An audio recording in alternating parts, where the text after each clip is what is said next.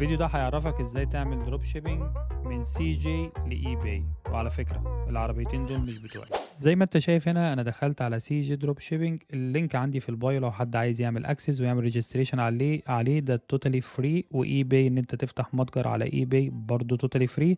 انت بتعمل دروب شيبينج من هنا. انا بقول له مثلا عايز الوير هاوس بتاع يو اس اي عشان انا مش عايز البضاعه تاخد لونج تايم في الشيبينج، فهيوريني كل البضاعه الافيلبل جوه مخازن يو اس اي. المخازن دي بتبقى بقى في كاليفورنيا، بتبقى في تكساس، في اي حته.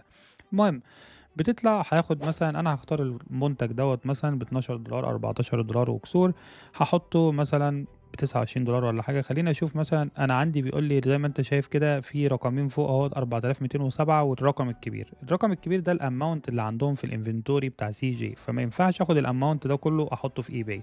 هيقول لي لا ما ينفعش عشان انت ما عندكش مساحه في اي باي ان انت تحط كل ده. فانا هظبط من كل لون 10 وهعمل لها ليستنج على اي باي. تعال نشوف بقى اي باي شكله عامل ازاي. زي ما انت شايف هنا اي باي بالمنظر ب 29 دولار زي ما انا حاططها بالصور بكل تايتل والديسكريبشن والصور اللي جوه الديسكريبشن والمقاسات بتاعتها، كل حاجه حتى الايتم نمبر، كل حاجه فيري بروفيشنال اكنك انت اللي واخد الصور واخد كل حاجه.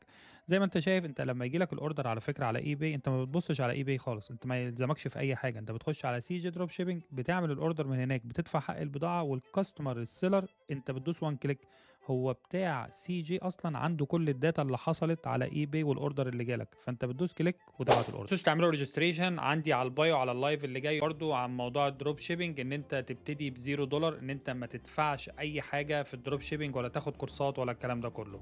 وخليك مجهز نفسك ان انت تخش عندي برضو على البايو وتعمل ريجستريشن على سي جي دروب شيبينج عشان لو عندك اي مشاكل ممكن تقولها لي في اللايف وانا اقول لك ممكن تعمل ايه. يلا ربنا معاكم.